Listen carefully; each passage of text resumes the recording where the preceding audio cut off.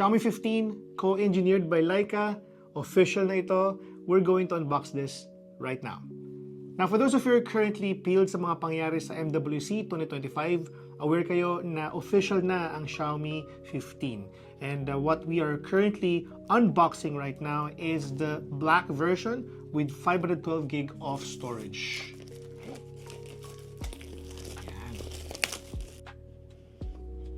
Tingnan muna natin yung pinaka-smaller box. Siyempre, we have the case here.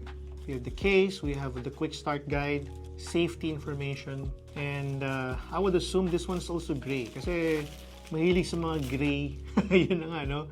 Gray na mga covers or cases ang smartphone brands ngayon, especially the C brands or Chinese brands. So yeah, we have the SIM ejector tool right there as well. Here it says Leica Sumilux optical lens, Snapdragon 8 Elite mobile platform, Crystal Res Dynamic 1 to 120 Hz AMOLED, and 5,240 mAh. It's not as big as other flagship devices. What else? Inside the box, you've got this charger. This is a 90 watts charger. The cable is a Type A to Type C cable. Ooh, look at that. The camera cutout is still a little thick, you know? At medyo malaki siya.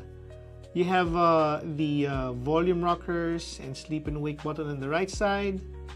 It's not really huge. I mean, if you compare this to the Galaxy S25 Ultra, this one really is taller and a lot bigger than the Xiaomi 15. So I guess if you are really into compact devices, this is really the one that you may be looking for.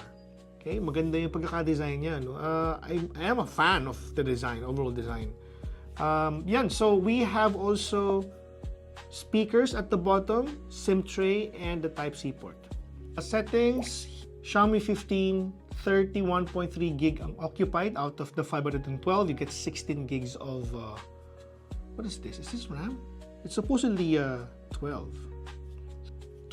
plus 6. So we get a total of 18. Camera, let's go with the camera.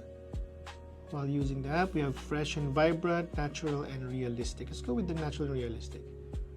What do you guys think about the new Xiaomi 15?